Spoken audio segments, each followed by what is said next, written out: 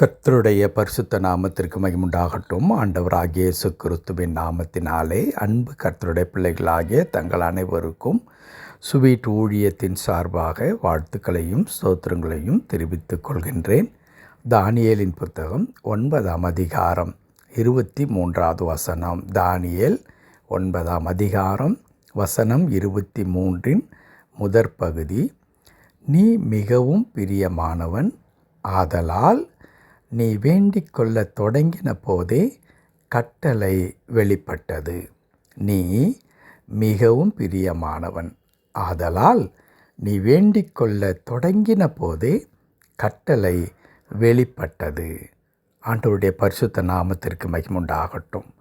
என் அன்பு கடவுளுடைய பிள்ளைகளே, இந்த வசனத்தை நாம் வாசிக்கும் பொழுது கடவுளுடைய உள்ளம் எப்படிப்பட்டது என்பதை நாம் மிகவும் ஆணித்தரமாக ஆழமாக புரிந்து கொள்ள நமக்கு பரிசுத்தாவியானவர் உதவி செய்கின்றார்.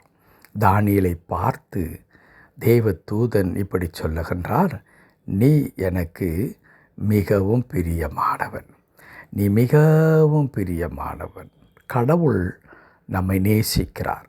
இந்த உலகத்தில் அநேக உறவுகள் நமக்கு உண்டாக இருக்கிறது. பல உறவுகள் வந்து போகின்றதாகவும் இருக்கிறது. அது நண்பர்களாக இருக்கலாம், எத்தனையோ விதமான காரியங்களை நாம் சொல்லிக்கொண்டே இருக்கலாம். பல நேரங்களில் நாம் ஆழமாக உண்மையாக நேசிக்கும் பொழுது நாம் யாரை நேசிக்கிறோமோ அவர்கள் திரும்ப நமக்கு அதே அன்பை கொடுக்காமல் கூட இருக்கலாம். நாம் நேசிக்கிற வண்ணமாய் அவர்கள் நம்மை நேசிக்காமல் இருக்கலாம். அல்லது இன்றைக்கு நாம் நேசிக்கிறவர்கள் நாளைக்கு அப்படியே நேசத்துக்குரியவர்களாக இருப்பார்கள் என்பதற்கு எந்த உத்தரவாதமும் இல்லை.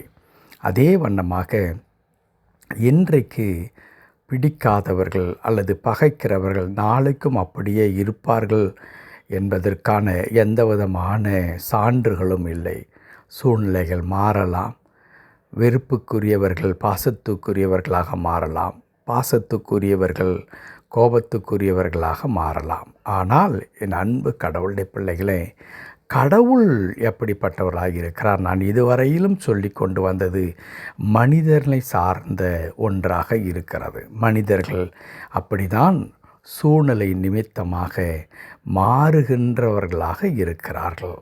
ஆனால் கடவுள் சூழ்நிலையாலோ மற்ற விதமான எந்த விதமான காரணங்களாலோ ஆளப்படுகிறவரோ கட்டுப்படுத்தப்படுகிறவர்களோ அல்ல.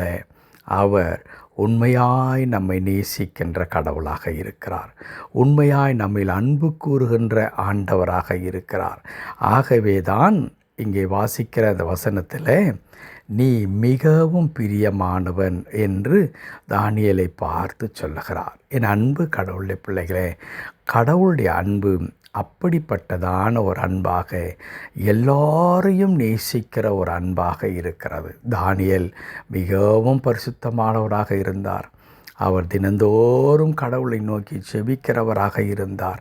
அவர் இப்பென்று பல காரியங்கள் தானியேலை குறித்து சொல்லப்பட்டிருந்தால் கூட கடவுளுடைய நேசத்தை, கடவுளுடைய பாசத்தை, அன்பை நம்முடைய சுய கிரியையின் மூலமாய், முயற்சியின் மூலமாக நாம் சம்பாதித்து விட முடியாது. அவர் அநாதி சிநேகத்தால் உன்னை சிநேகித்தேன், காரணமில்லாத அல்லது இதுதான் உன்னை நேசிப்பதற்கு காரணம் என்று சொல்லாமல் ஆண்டவர் நம்மை முழுமையாய் நேசிக்கின்ற கடவுளாக இருக்கிறார். அந்த நேசம் எங்கே அவரை அழைத்து வருகிறது என்றால், நம்முடைய வேண்டுதல்களுக்கும் நம்முடைய விண்ணப்பத்திற்கும் அவர் செவி சாய்த்து கட்டாயம் பதிலளிக்கிறவராக ஆண்டவரை மாற்றுகிறது.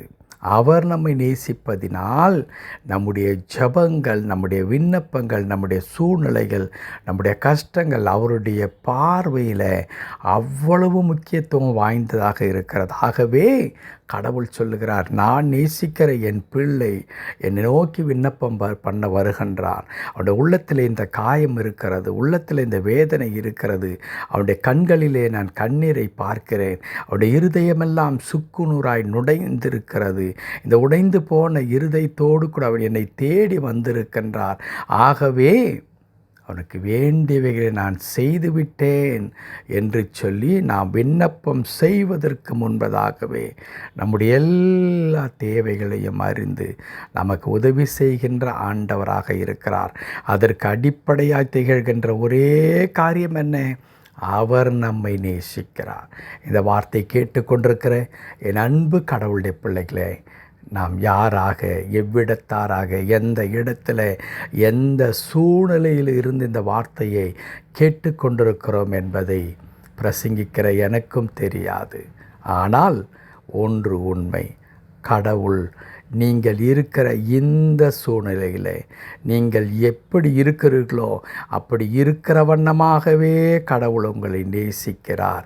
அது மட்டுமல்ல, அவருடைய நேசத்துக்குரியவர்களாய் நீங்கள் இருக்கிறபடினாலே நீங்கள் வடிக்கிற கண்ணீரோ, நீங்கள் செபிக்கிற ஜெபமோ, ஆண்டவரை நோக்கி அங்கலாய்த்து பார்க்கின்ற அந்த ஏக்கத்தின் பார்வை இருக்கிறதே, அதை கடவுள் உதாசீனப்படுத்தாமல் உங்களுக்கு இறங்கி இன்றைக்கே ஆண்டவர் அற்புதத்தை செய்வார்.